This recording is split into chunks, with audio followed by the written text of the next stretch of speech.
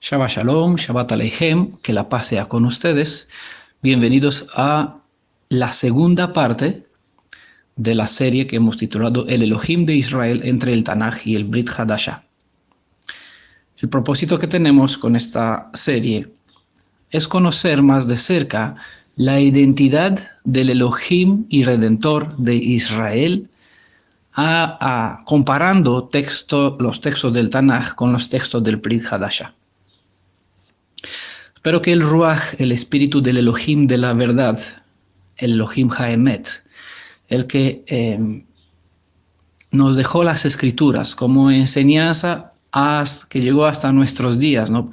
Con el fin de entender el pasado para conocer el futuro y entender también el presente.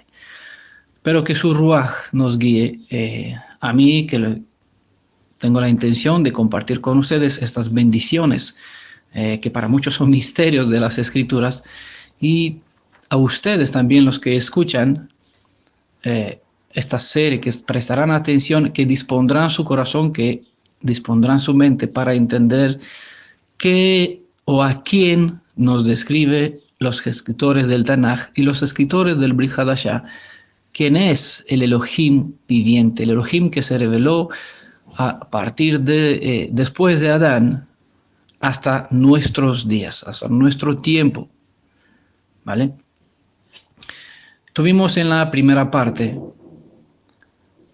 una presentación que le hemos llamado la introducción. Es importante que todos cuanto escuchan, independiente que parte de esta serie, siempre es bueno tener en cuenta la parte llamada introducción. Allá se explica el propósito que tenemos a través de esta serie. La primera parte hemos hablado sobre Génesis 1, versículo 1, capítulo 1, verso 1, y hemos conocido quién es el primero y el último, el Elohim Et, es decir, el Elohim Aleph Tav, quien hizo el cielo y la tierra. En esta segunda parte nos vamos a dedicar para conocer, aunque ya hemos entendido la vez pasada quién es Elohim Aleph Tav, en el mismo verso del Génesis 1, antes de decir que hizo, quién fue el que hizo, ¿vale? Está la palabra bara, ¿vale? La primera palabra del primer verso de Génesis empieza con la palabra bereshit, es decir, en el principio. Y la segunda es bara, es decir, creó. Y después nos identifica quién es el que hizo la creación. Y aquí aparece Elohim Aleph Tav, ¿vale? Que tuvimos la presentación pasada. En esta ocasión vamos a ver igualmente quién es el creador en este caso, pero ya no siguiendo la pista de quién es el Aleph Tav, sino siguiendo el título, el creador, el título de creador en sí mismo. Toda serie es parte de títulos, atributos o nombres que se le da, que las escrituras, tanto el Tanaj como el Brit Hadashah, le dan para identificar al Elohim viviente, al Elohim que conocemos después de Adán hasta la fecha. Ahora, el tema que tenemos hoy la llamamos el creador, ¿vale? Desde luego, si los primeros discípulos se equivocaban, ojo, si los primeros discípulos se equivocaban en su evaluación de quién fue Yeshua, su error llegó a alcanzar cotas de delirio porque lo identificaron como el único creador del universo.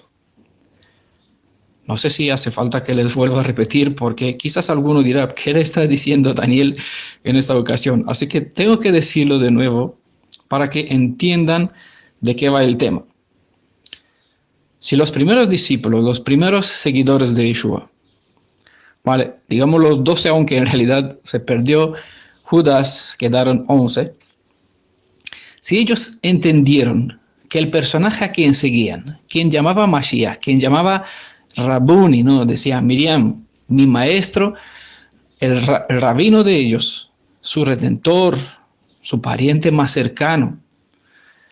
En él pusieron la confianza de sus almas y de su salvación eterna. Si ellos en esta evaluación sobre Yeshua, esa evaluación era equivocada, pues es decir, si partimos de un concepto que los discípulos se equivocaban sobre la identidad de Yeshua, el error que ellos compartieron alcanza cotas de delirio, y con razón, pues algunos lo están desechando, y el judaísmo desecha los escritos del Brit Hadashah. ¿Por qué? Porque los discípulos de Yeshua identificaron como el único creador del universo, es decir, de todo lo que nosotros vemos y tenemos debajo de la cúpula celeste, en la superficie de la tierra y debajo de las aguas de la tierra. ¿Vale? O hay la segunda posibilidad: si los discípulos no se equivocaban en su evaluación sobre quién era Yeshua, estando en la verdad, describieron, pues tenemos que aceptar que describieron en pleno conocimiento sobre la identidad de Yeshua, al llamarle, al identificarle, a considerar que Él es quien se presentó, quien se describió, para que nosotros hablemos sobre Él, lo identifiquemos y lo describimos hacia Él como el que será, quien fue, quien es. ¿Vale? Voy a hacer aquí una corta pausita para recalcar este asunto. Cuando Elohim viviente se presentó ante Moisés en la zarza ardiente, Moisés lo preguntó: ¿cuál es tu nombre? Y él no pronunció algún nombre que el mundo mesiánico cristiano por aquí se inventaron. Ninguno de los que ellos se inventaron. Simplemente dijo, es decir, como él se describió identificándose a sí mismo para dar a conocer su nombre, esta forma de evaluación sobre su ser, él se presentó así: Ejiej Asher Ejiej. Entonces, cuando Moisés preguntó Mashem Ho, él contestó Ejiej Asher Ejiej. ¿Cuál es tu nombre? Seré el que seré. ¿Vale? Es la forma como Elohim se describió a sí mismo. ¿Vale? Entendemos aquí en otras presentaciones, hemos explicado mejor por qué todos los atributos, todos los nombres describen parte de su ser en ciertos aspectos, razón por la cual el segundo Ejiej tiene forma distinta de la primera. Seré el que hace falta que sea. Mejor dicho, seré quien hace falta que sea para ustedes. Y en segundo lugar, en ese mismo contexto, dijo a Moisés cuál es la forma, o describió a Moisés cuál es la forma como nosotros, al hablar sobre el Elohim viviente, tenemos que describirlo, reportarnos a él. Es aquí de donde viene Ijiej Hayah Ve Jove. Es decir, lo que tenemos las 4 consonantes que sabemos que son la Yod, la Hei, la Vav y la Hei. ¿Vale? Un acróstico que describe, que incorpora en sí mismo lo que se puede describir sobre el Elohim manifestado desde Aleph, desde Génesis hasta la Tav, es decir, hasta Apocalipsis. En estas 4 consonantes se incorpora todo lo que nosotros podemos conocer, las cosas reveladas sobre su ser. Por esa razón, hacer un acróstico que abarca un contenido tan enorme para nuestra capacidad de entendimiento limitado a causa del pecado, simplemente no lo pronunciamos como un nombre, ni siquiera con la forma que es correcta de punto de vista escrito en los escritos de judíos, y aparece la forma vocalizada Yehovah, ¿vale? Pero al no ser un nombre, no se pronuncia como un nombre. Incluso si se describe, si se presenta vocalizando Yehovah, ¿vale? Es la forma en cual se describe en una sola palabra los 3 verbos. Ijiej será, Hayah, quien fue, Jove, quien es, y quien es. Será, quien fue, quien es. ¿No? Tenemos los 3 verbos, que nosotros lo tenemos el futuro, el pasado y el presente. Y es de aquí donde sabemos, ya que el presente, él está siempre.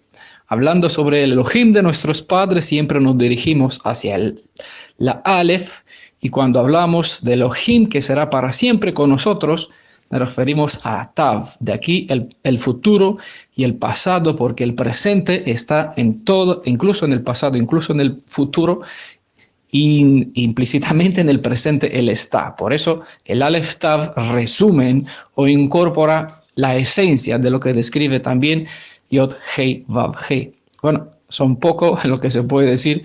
No sé si pueden captar la idea. Espero que puedan seguir todas las partes de audio que tenemos en vídeo sobre la deidad, el Elohim de Israel. Hay varios audios a fin de tratar de explicar de diferentes puntos de vista el significado, bueno, lo que incorporan estas meras consonantes hebreas, ¿no? Entonces, cuando Elohim se presentó a sí mismo, se describió, seré el que seré. Cuando nosotros nos referimos a él, lo describimos, será, quien fue, quien es, ¿vale?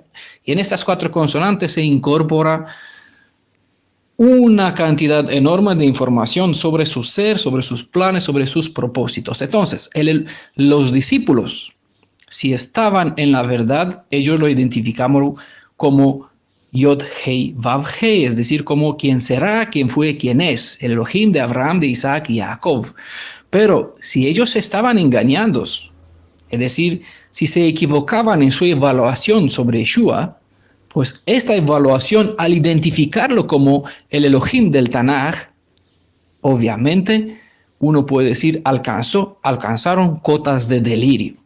Pero obviamente aquí nadie va a decir que Juan, Mateo, Pedro, ¿no? Jacob, Santiago, pues deliraron cuando identificó a Yeshua, porque no quiero incluir aquí a Pablo, porque Pablo describió o edificó sobre lo que ya describieron los demás discípulos. Vamos a ver alguna cosita en paralelo, pero bueno, también lo podemos incorporar porque él defendió la identidad de Yeshua al ser el Elohim creador, ¿vale?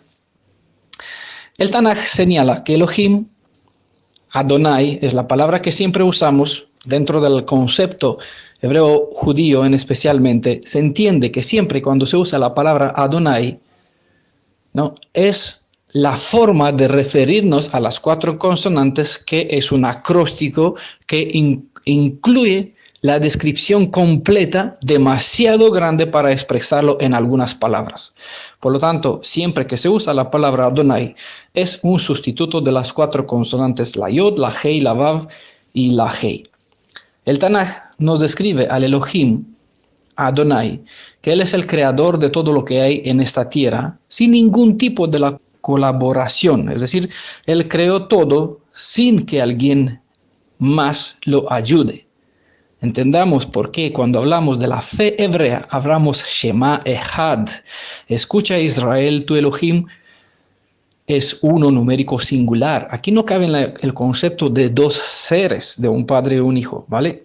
Ojo, ya le hemos dirigido a escuchar de la introducción, bueno, no la primera parte de la introducción, ya que esta es la segunda. Hasta ahora hemos presentado 3 audios sobre este tema. Veamos y comparamos los textos. Génesis, capítulo 14, verso 19. Lo bendijo diciendo, bendito sea Abraham de El Elyon, es decir, el Altísimo, creador del cielo y tierra, creador de cielo y tierra. También pueden ver verso 22. Isaías 44, verso 24. Así dice Adonai, ¿vale? La palabra Adonai sustituye las 4 consonantes. Tu Redentor, el que te formó desde el seno. Yo, Adonai, lo he hecho todo. Yo solo extendí los cielos.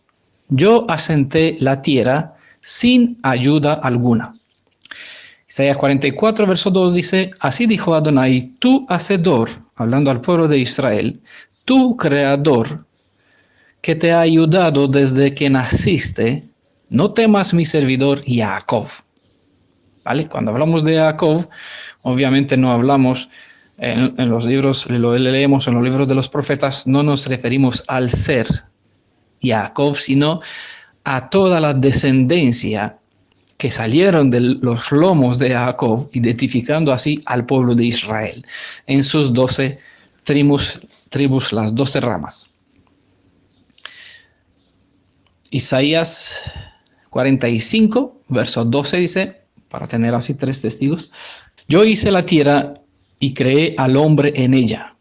Yo extendí los cielos con mis manos y doy órdenes a todo su ejército. ¿Vale? Hay un Elohim que nos indicó que nosotros nos tenemos que referir a él mismo, describiéndole como el que será, quién fue, quién es.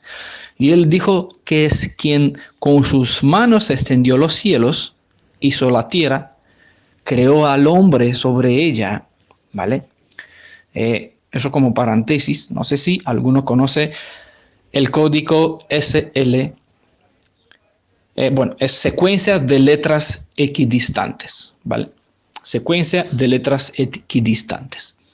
Dentro de la cita de Génesis, donde se describe la creación del ser humano, de Adán en este caso, preciso caso, está incorporado la sella del autor de esta obra maestra.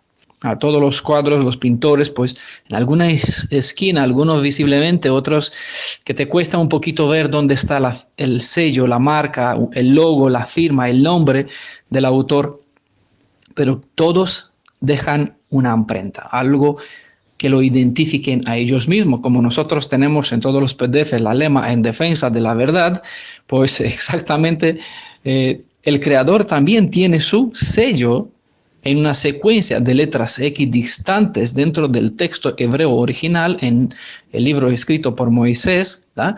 Allá está incorporado en la secuencia de letras, es decir, a cada cierto número de letra encontramos una otra letra que forma o que al sumarlos, al juntarlos, tenemos un nombre. Es el nombre del creador. No se lo voy a decir ahora porque quitará el encanto, ¿no?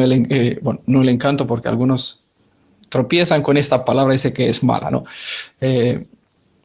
La kavod, ¿no? La maravilla, las maravillas de la obra de la creación. Pero quédese con la idea, busquen, investiguen para que vean el nombre del maestro arquitecto, porque está incorporado, aunque hay personas que dicen, no está en ningún lado descrito su nombre, sí que está allá y en muchas otras partes. Eso es un ejemplo claramente, dada las citas que hemos mencionado, yo hice la tierra y creé al hombre en ella, pues él en esa secuencia de letras equidistantes dejó la firma, la marca de su nombre incorporado en una secuencia precisa, que describe, al juntarla tenemos el nombre del hacedor.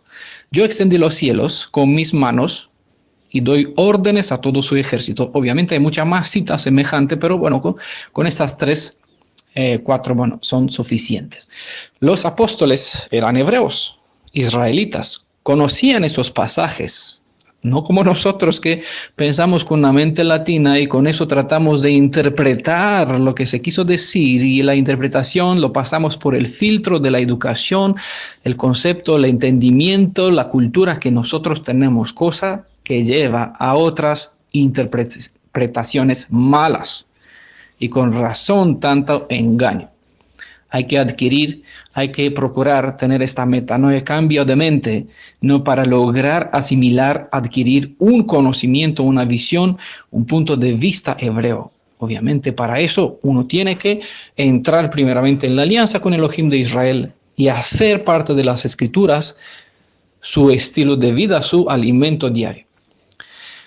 Todos los discípulos, siendo israelitas, conocedores de hebreo, conocían esos pasajes que le acaba de leer antes. Sabían que Elohim no había utilizado ayudantes, instrumentos o intermediarios en su obra de creación.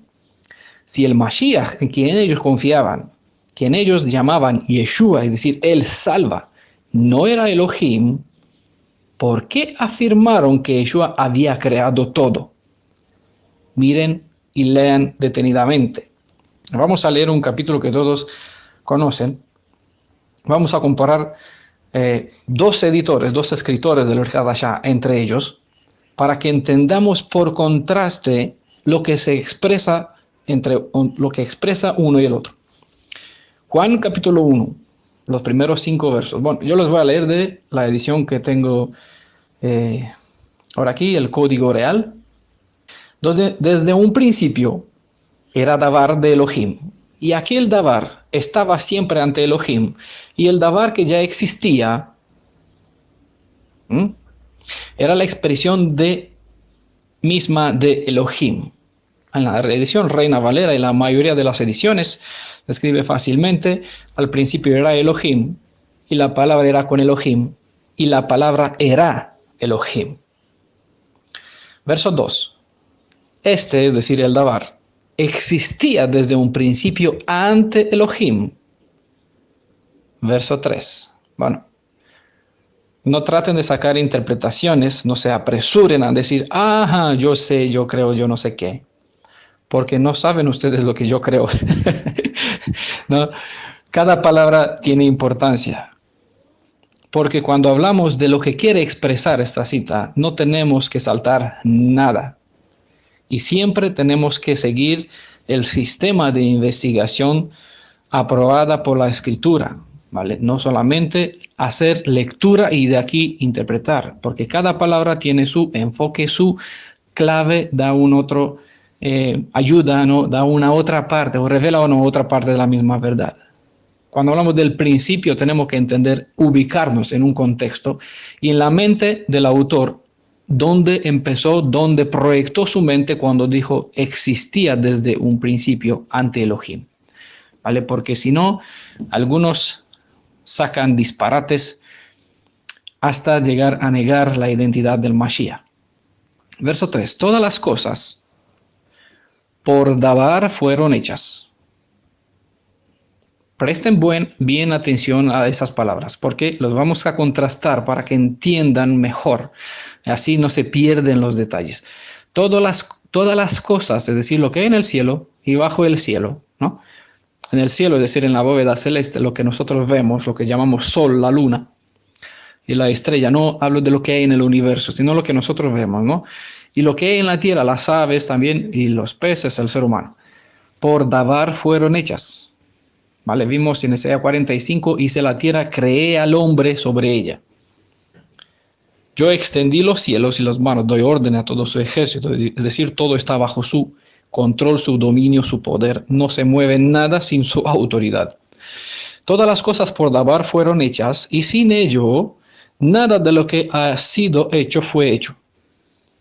Pero vimos en Isaías 44, 24, yo asenté la tierra sin ayuda alguna. Por eso es importante entender bien qué es o a quién identifica Juan cuando dice todas las cosas por davar fueron hechas. Entonces es importantísimo entender qué es este davar o quién es. Y sin ello, es decir, sin davar, nada de lo que ha sido hecho fue hecho. Entonces aquí no es claramente.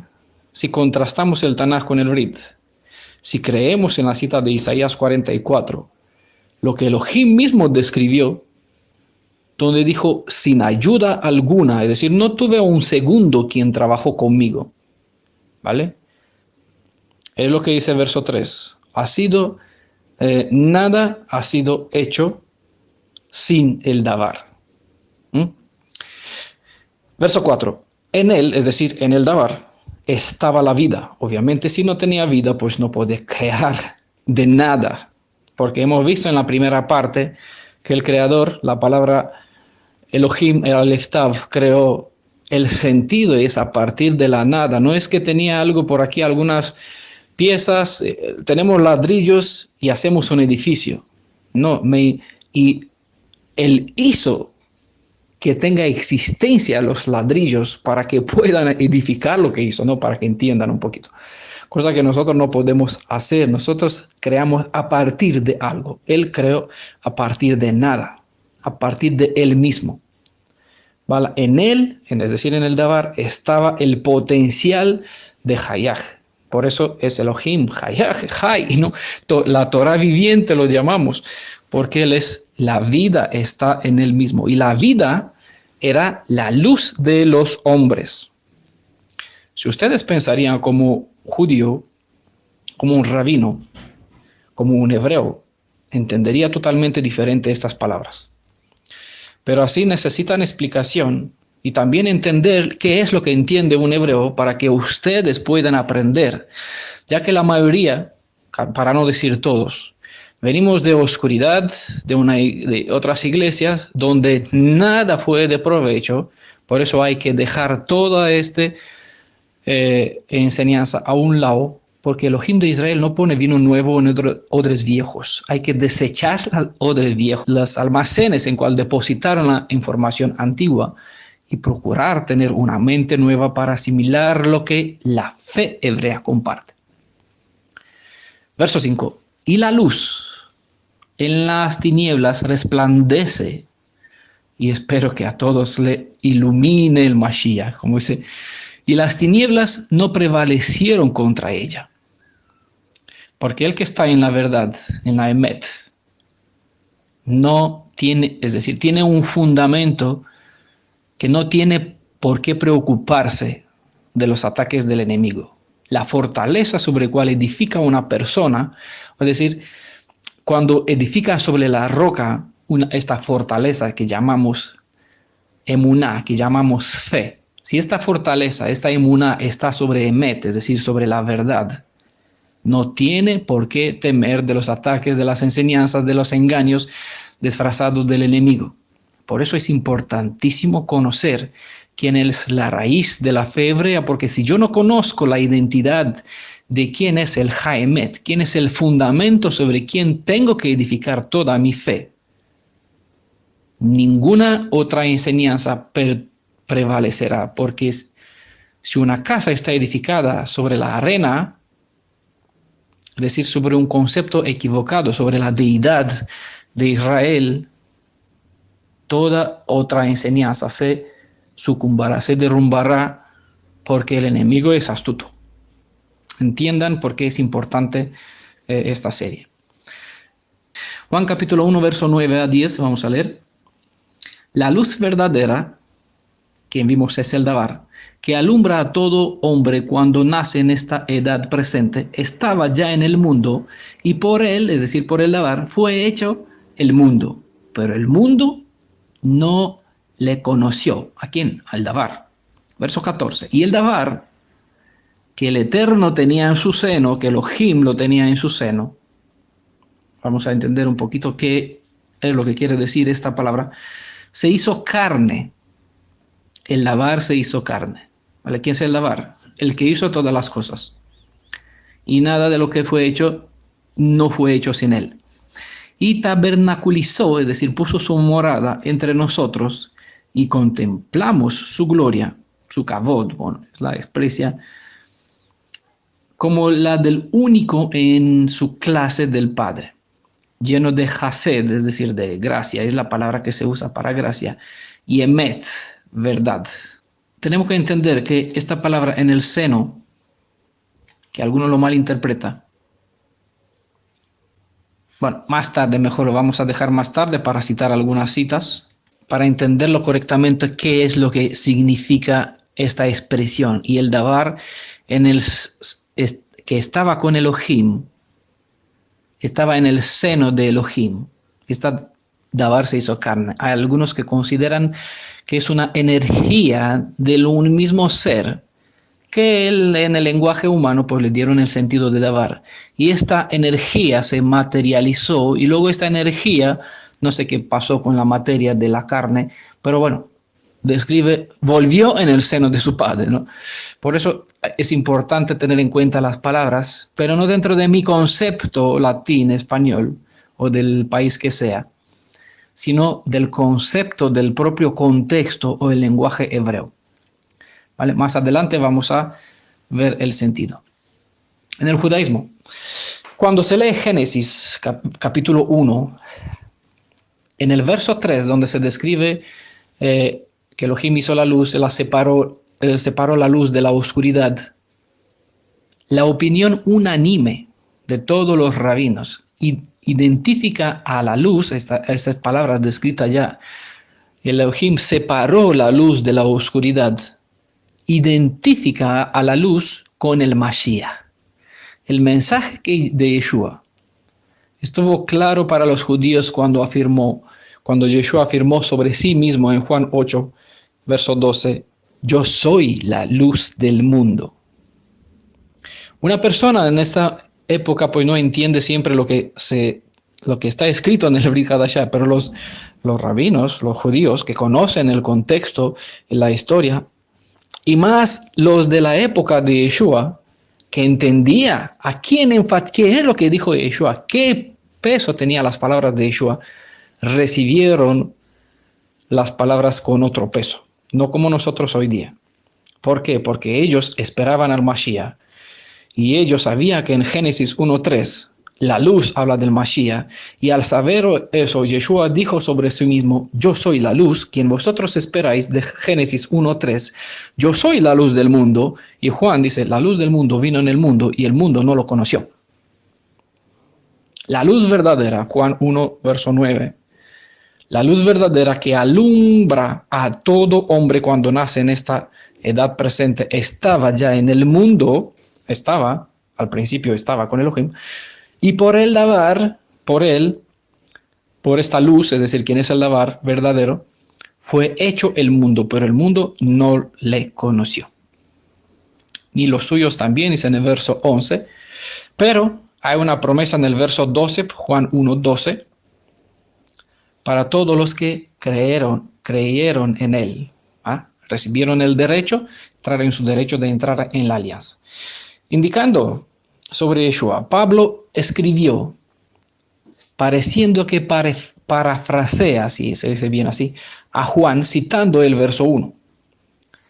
Es decir, todo lo que hemos leído hasta ahora en las citas de Juan, Pablo los repite, pero en otras palabras, describiendo de otro punto de vista la misma cosa.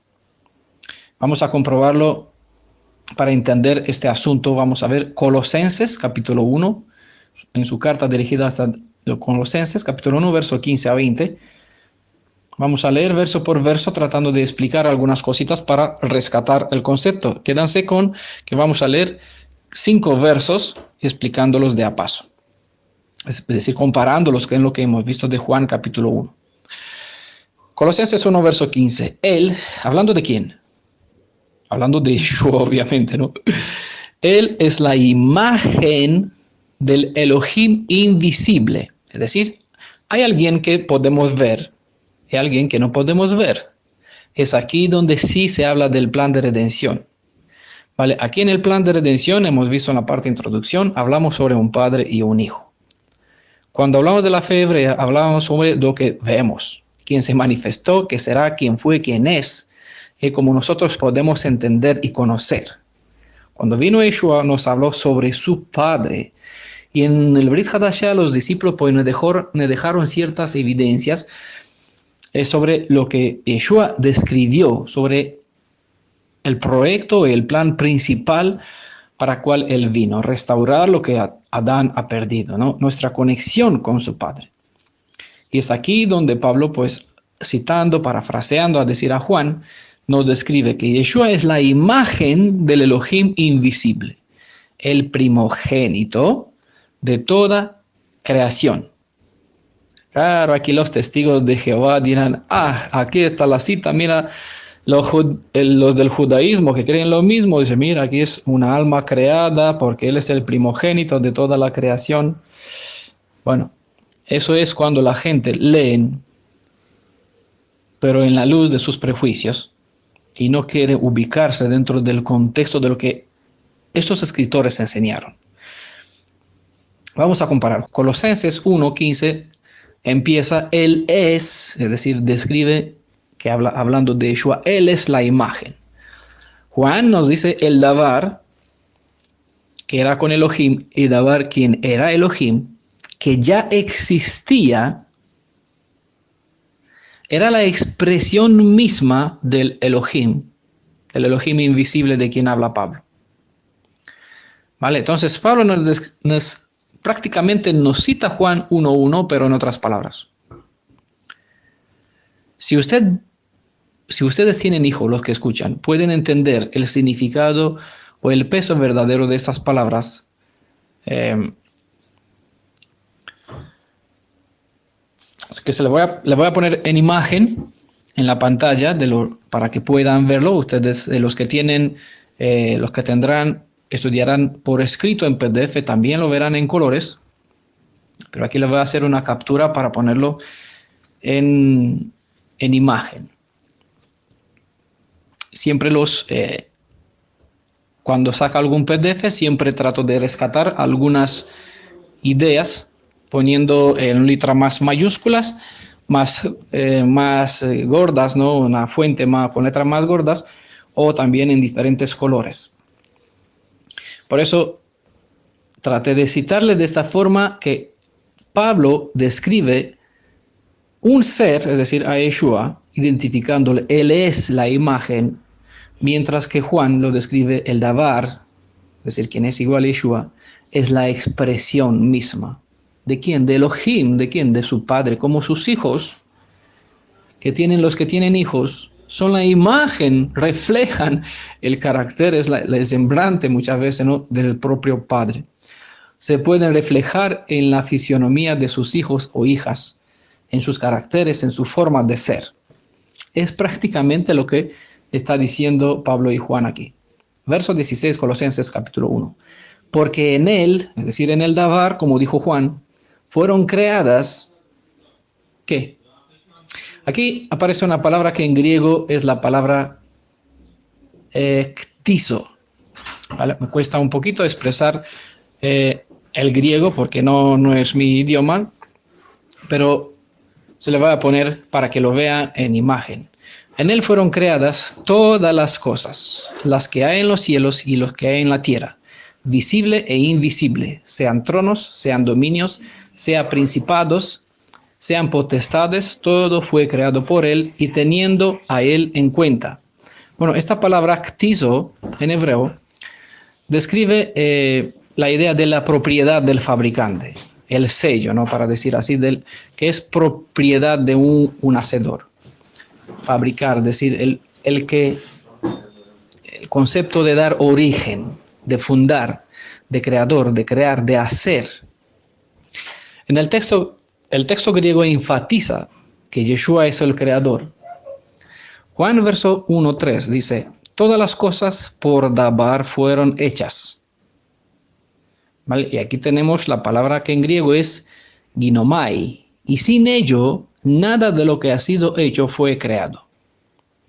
¿Vale? Vimos que Pablo nos describe, en él fueron creadas, es decir, él tiene el derecho de dar forma, de ser el fabricante, de ser el propietario con derecho de hacer que todas las cosas. Y Juan nos describe que por Dabar, es decir, por medio de Yeshua, quien es la palabra viviente, fueron hechas, ginomai,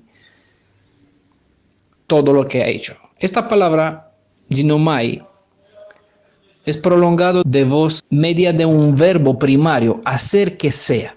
¿Vale? Es como define el diccionario, hacer que sea. O llegar a ser. ¿Da? Ahora, decir, dar origen a algo, llegar a ser, a fin, hacer que sea.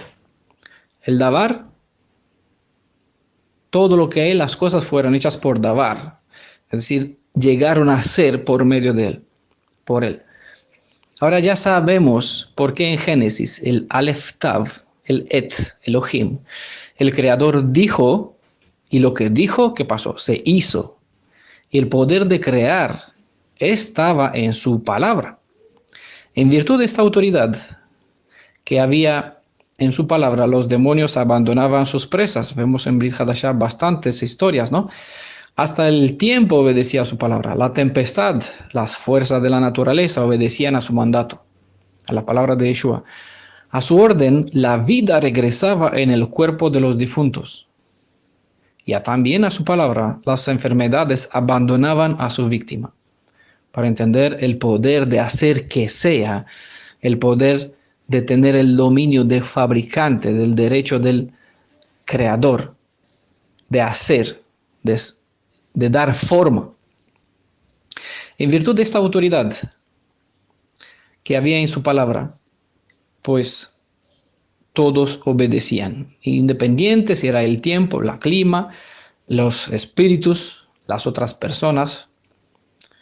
También en su palabra estaba pendiente todos los ejércitos celestiales para que intervengan. Recuerden cuando Yeshua dijo a Pedro cuando éste cortó la oreja, querían defender a su maestro y solamente logró cortar la oreja de un servidor. Yeshua lo contestó después de que sanó, puso en su lugar la oreja cortada de este servidor de los fariseos, de aquel servidor de los fariseos.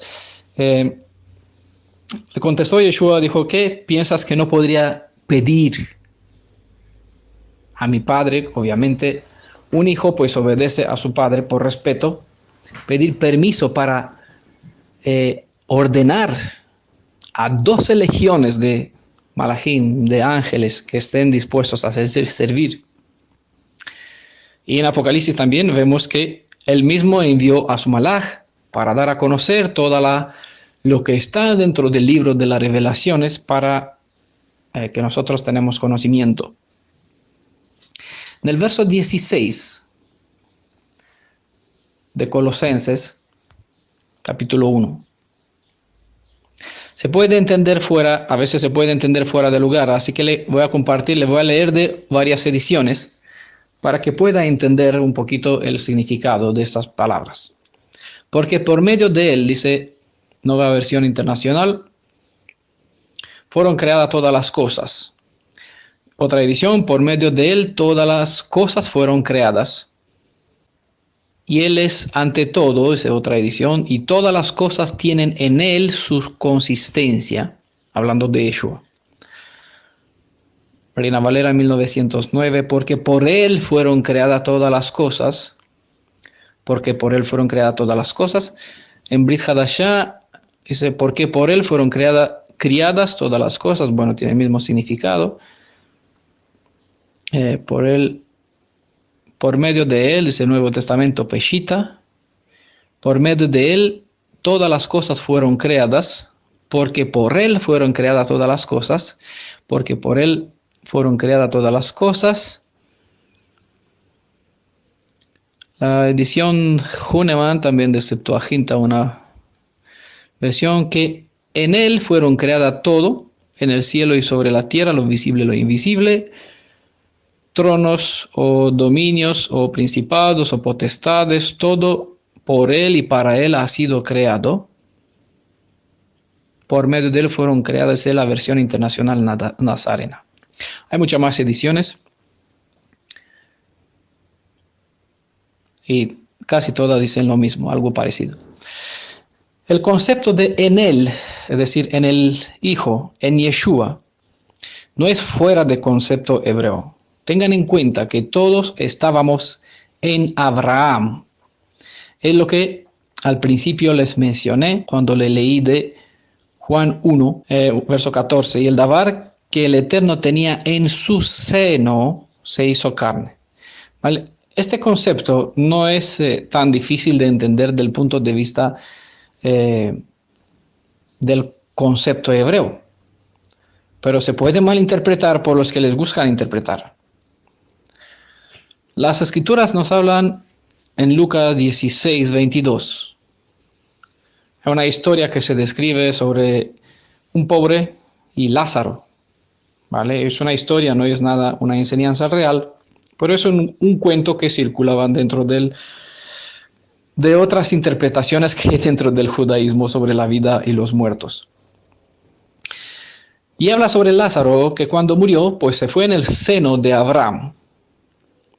O según Hebreos 7, verso 10, en sus lomos, ¿vale? Hablando sobre Levi, el autor de quien se escribió el libro de Hechos, presentó que Levi, pues estuvo en Jacob y obviamente Jacob en Isaac y Isaac en Abraham, ¿no? Es lo que se expresa por medio del sentido en el seno o en los lomos. También tenemos la forma en los lomos de Jacob. Hay muchos versos. Les voy a indicar algunos que están en Génesis 35, verso 11. Capítulo 46, verso 26. También Éxodo, capítulo 1, verso 5. Todo nos describe en ese sentido. Estábamos, que Israel, ¿no? Nosotros como descendencia de Israel, estábamos todos en los lomos de Jacob. Es una expresión para describir que pertenecemos, que todos salimos o venimos de Jacob o de Abraham, como Adán de Elohim. ¿Vale? En este caso, la palabra estaba con o estaba en el seno, ¿vale? Yeshua mismo, los malachim, cuando vino ante Miriam, le describió: el hijo que tú engendrarás, Ben Elión, porque él es el hijo del Altísimo, ¿vale? No es el hijo de su esposo, no fue hijo de su esposo, sino el hijo del Altísimo, quien vimos en otras presentaciones que en su naturaleza hace su Padre Espíritu. El mismo es Espíritu, y como Espíritu es quien descendió sobre Miriam y se hizo Migoel, mi pariente más cercano, cumpliendo toda la serie de profecías en cuanto al derecho de la redención. Por eso es Ben Elión, hijo del Altísimo, y estaba en sus lomos o en su seno. Es lo que describe. Entiendan bien este contexto.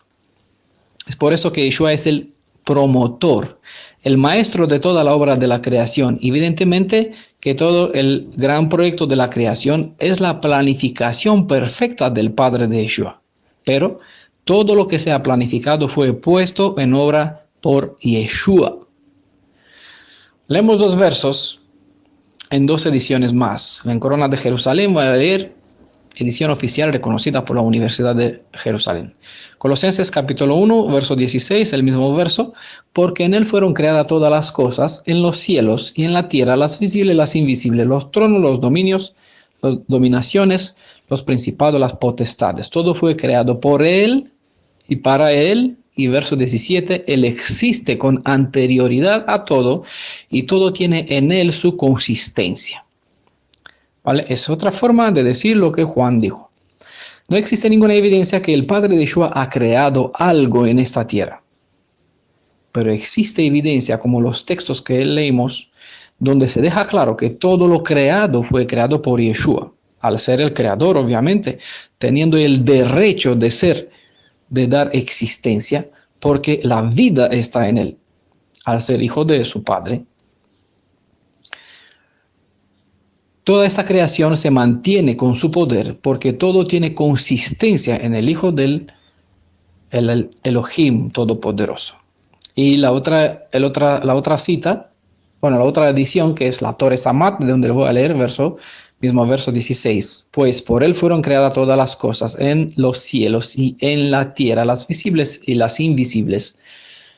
Ora sean tronos, ora dominaciones, ora principados, ora potestades, todas las cosas fueron creadas por él mismo y en atención a él mismo, y así él tiene ser ante todas las cosas, y todas subsisten por él y por él son conservadas. Verso 17.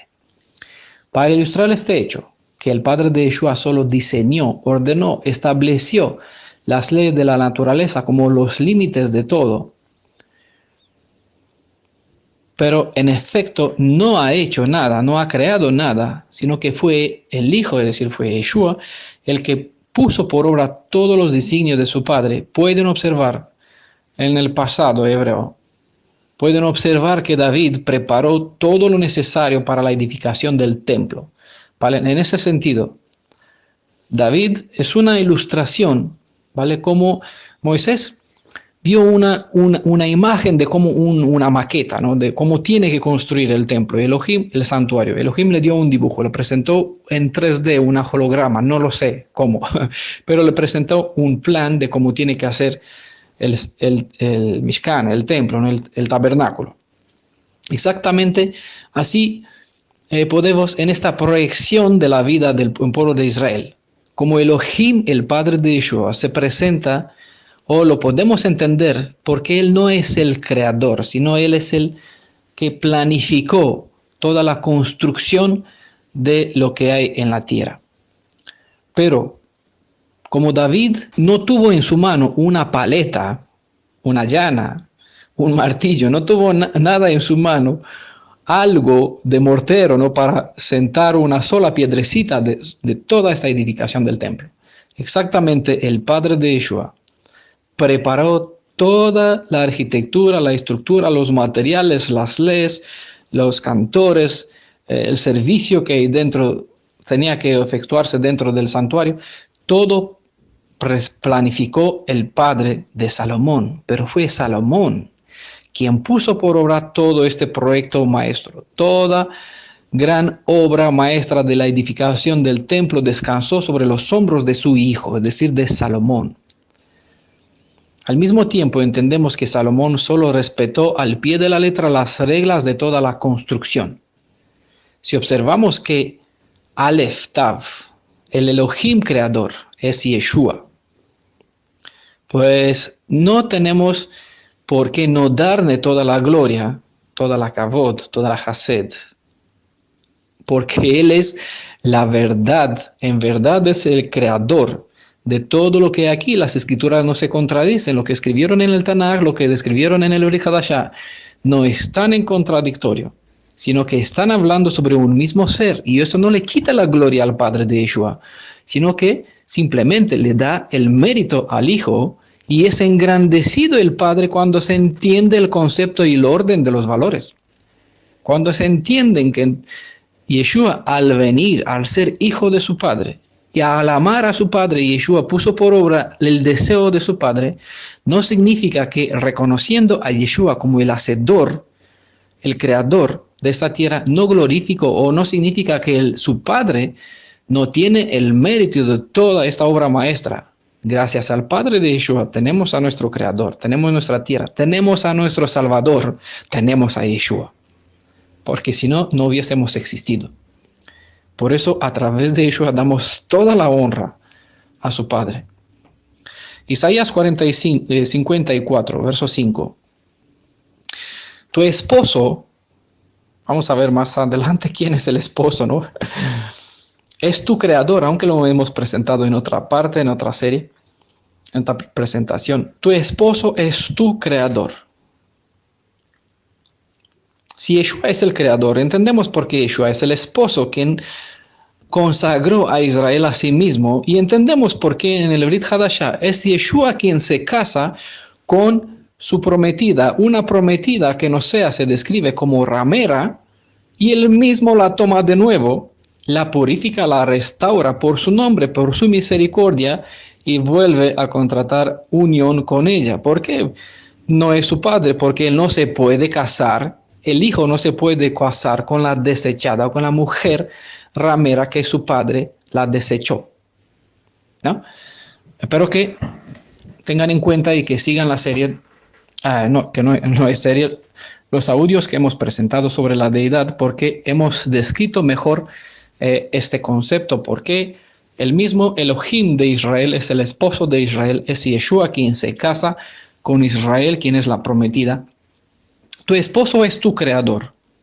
Adonai, es decir, quién será, quién fue, quién es, como nosotros lo describimos. Adonai Sebaot es su nombre, ¿vale? Es uno de sus títulos, de sus nombres. Y el Hakadosh, es decir, el Santo de Israel, es tu Redentor, el esposo creador. Él será llamado el Elohim de toda la tierra. Vamos a observar. Comparando el título de esposo de Israel en el Tanaj, lo identifica bajo ciertos nombres, títulos, atributos dadas al Elohim de Israel. El Hakadosh, tu Redentor, esposo, creador, el Sebaot, Elohim de la tierra. Pues cuando se compara con lo que el Brit Hadashah nos revela sobre quién es el Elohim adorado a través de estos nombres, entendemos a través de estos nombres entendemos parte de su carácter, parte de su identidad. Y así vemos por qué Yeshua es el creador, es el redentor, es el esposo, es el Elohim de los ejércitos de Israel, y él será Elohim de toda la tierra. Y cuando toda la tierra será redimida y restaurada, como Adán la tenía al principio, será dedicada como ofrenda, ¿no?, ante su padre, para que su padre le dé la bendición como regalo para su prometida, como dote de boda, ¿no?, para el novio y la desposada y la prometida que es Israel. La tierra con todo lo que en ella restaurada es el dote, el regalo para Yeshua, de parte de su padre, para Yeshua, para su hijo y para su linaje y su esposa, ¿no?, que somos la descendencia del pueblo de Israel. Verso 17. Vamos a compararlo con Juan 1.1, verso 17 de Colosenses 1, ¿vale? Y Él es antes de todas las cosas, y todas las cosas en Él subsisten. ¿Vale? El mismo lo que se describe en Juan 1, verso 1 y 2. En el principio existía la palabra, ella estaba en el principio con Elohim. Antes de que sea hecha cualquier cosa en esta tierra, Yeshua, el Dabar, ya era.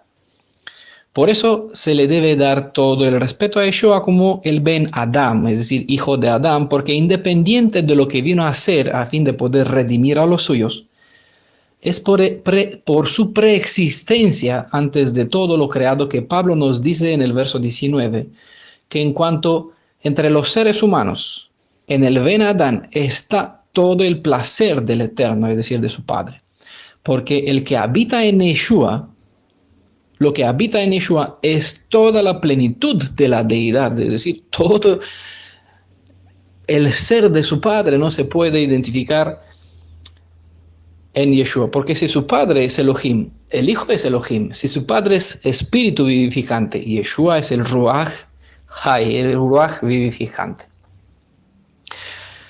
En Yeshua está reflejada toda la identidad de su Padre, es la luz, en la luz de esto, es lo que dijo Juan, en el que niega al Padre y al Hijo, es anti-Mashiach. Verso 18, Colosenses 1, y Él es la cabeza del cuerpo, que es la congregación. Él es el principio, el primogénito. Prototokos es la palabra que aparece, tenemos en este texto para la palabra para primogénito. Él es el primogénito de entre los muertos, para que en todo tenga la preeminencia. Quiero aprovechar para sacar fuera una otra enseñanza mala sobre Yeshua. Una enseñanza falsa, una enseñanza que dice que el Hijo es la primera criatura o que en él se inició la creación por el Padre de todos. Y es lo que creen los testigos de Jehová y creen algunos judíos mesiánicos. Veamos las raíces de la palabra griega en cuanto al primogénito. Prototokos, ¿vale? Lo que aparece en el texto griego. Se puede encontrar en el diccionario Strong. Si buscan el número 4416. Y esta palabra viene de otra palabra, tiene raíz en otra palabra, que la identificamos bajo la referencia de 4413. Esta palabra es protos.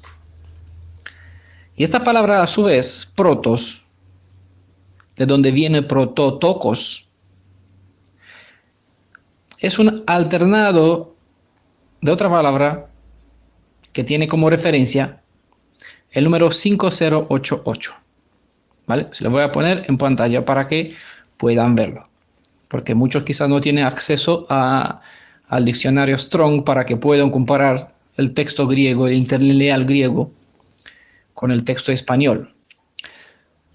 La palabra prototokos significa primogénito. Y como hemos dicho, viene de la palabra de una raíz, protos, que es una contracción, un superlativo de una otra palabra, ¿no? Siempre hay derivaciones. Esta palabra protos significa el primero. Es decir, alguien que tiene, se usa para un noble, ¿vale? Que tiene una posición bastante alta, o el principal. Y esta palabra protos proviene de la referencia que le decía con el número 5088. Deriva de la palabra ticto, ¿vale? Prototokos es la palabra para primogénitos. Viene de la raíz protos, que significa primero, principal. Y esta es una extensión también de una derivación de la palabra tictos, que es una forma fortificada del primario teco.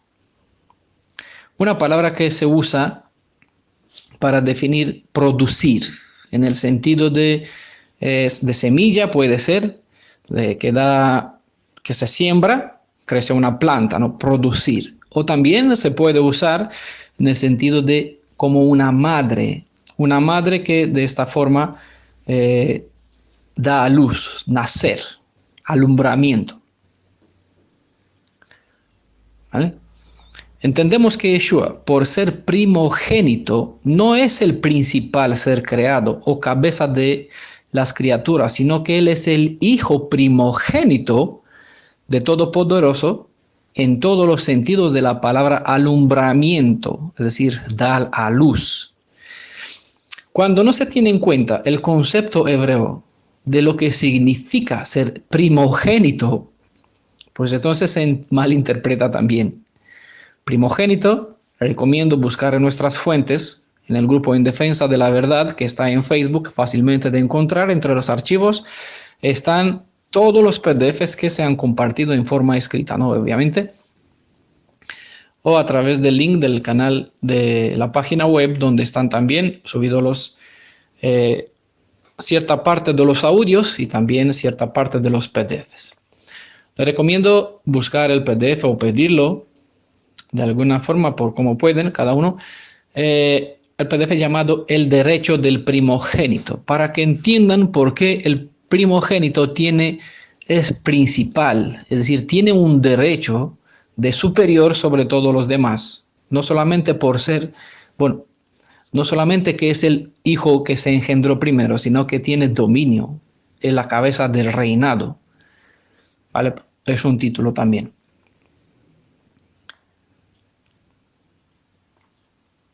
El Elohim de la vida no dio luz a nadie fuera de su hijo Yeshua.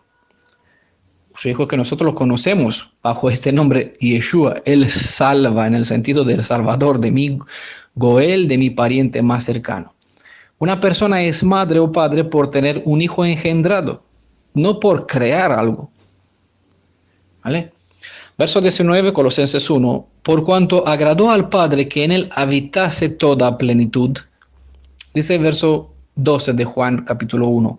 Pero a todos los que lo recibieron, a los que creen en su nombre, les dio derecho a llegar a ser hijo de Elohim.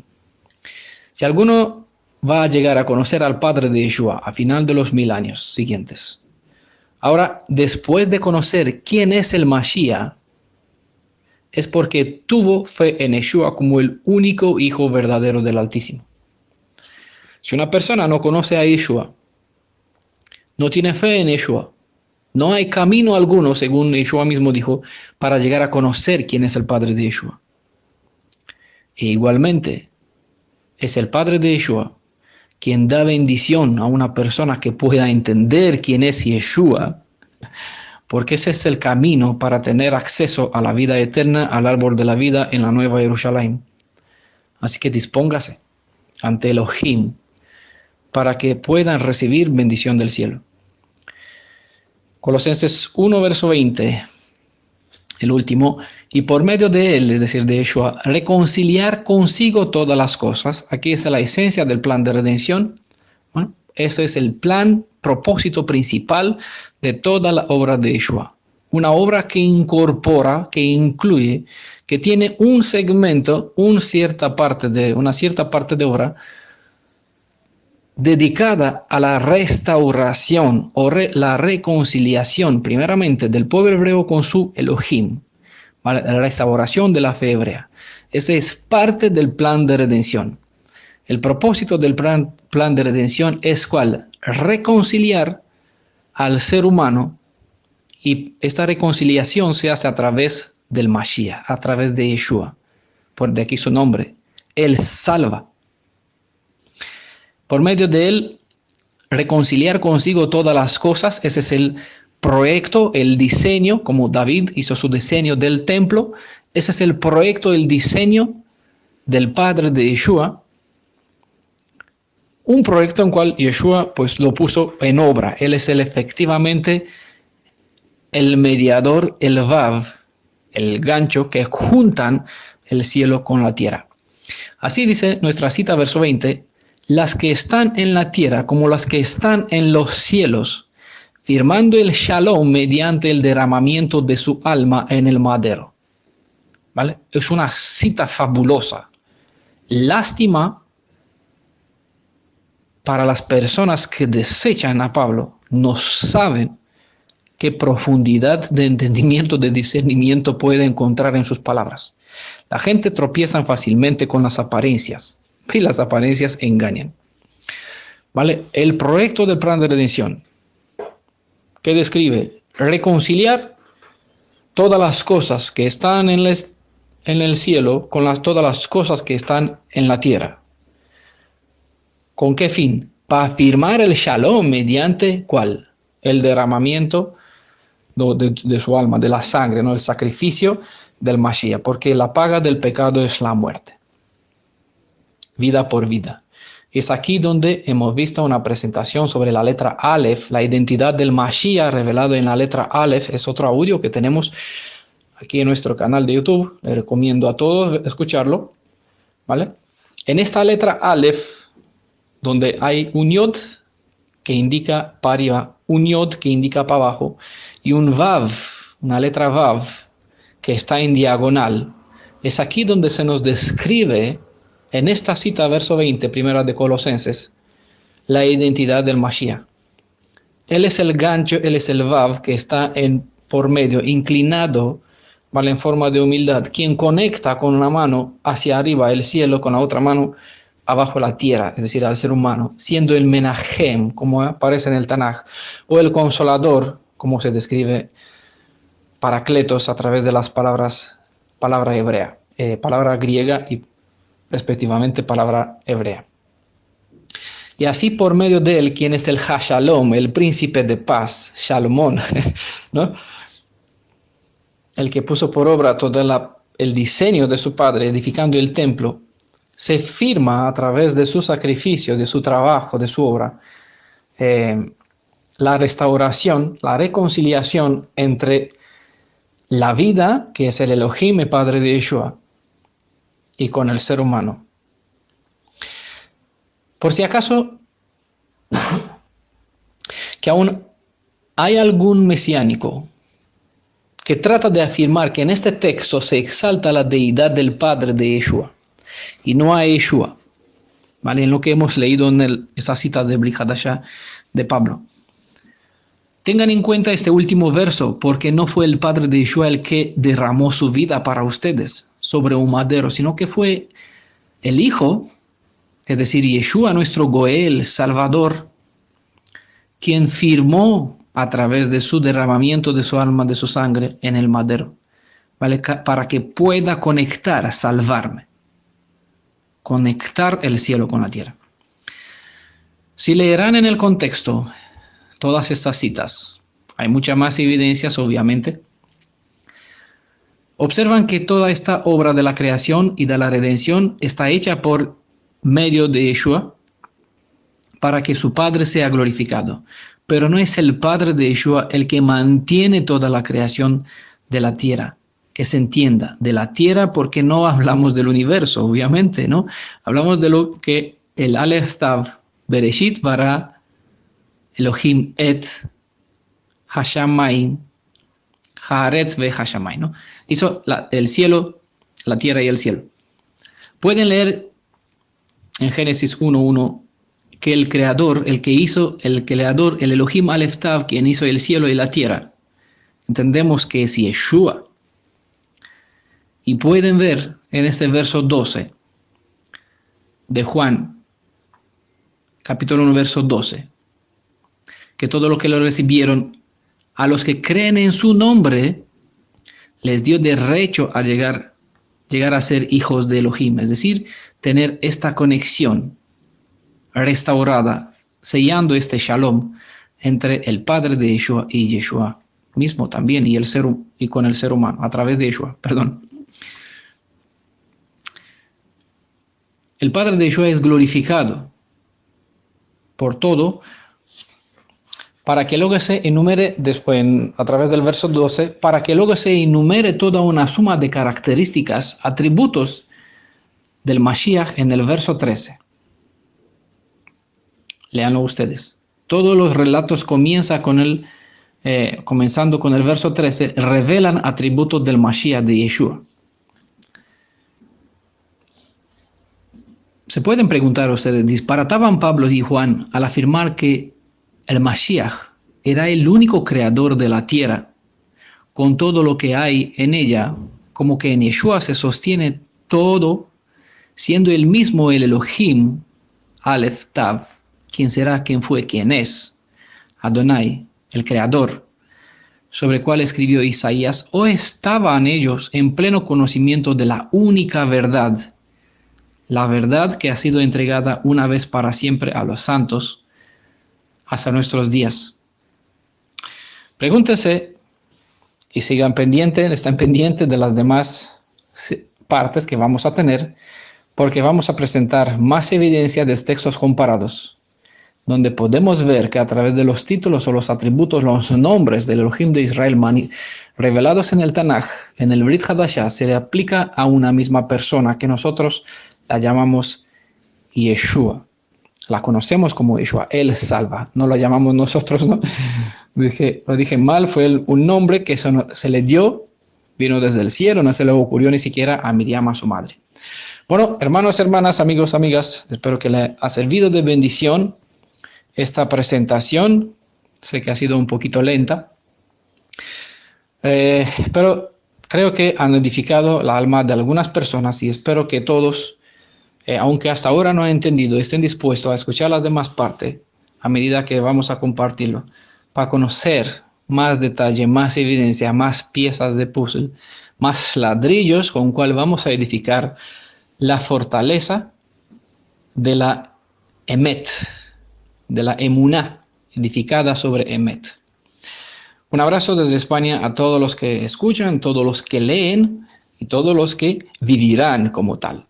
Que el Redentor de Israel, el Elohim de Israel, bendiga a cada uno con su presencia, con su espíritu, con su discernimiento, con su Ruach, para que una vez que tengáis esta fe, puedan dar la gloria, dar a la misericordia, al Padre de Yeshua por facilitarnos, por brindarnos este proyecto, ese diseño, en cual Yeshua es nuestro hacedor, nuestro arquitecto, a través de quien tenemos vida, porque Él es quien nos mantiene la vida, no solamente que es el que nos hizo, Yeshua, sino que también gracias a Él seguimos viviendo.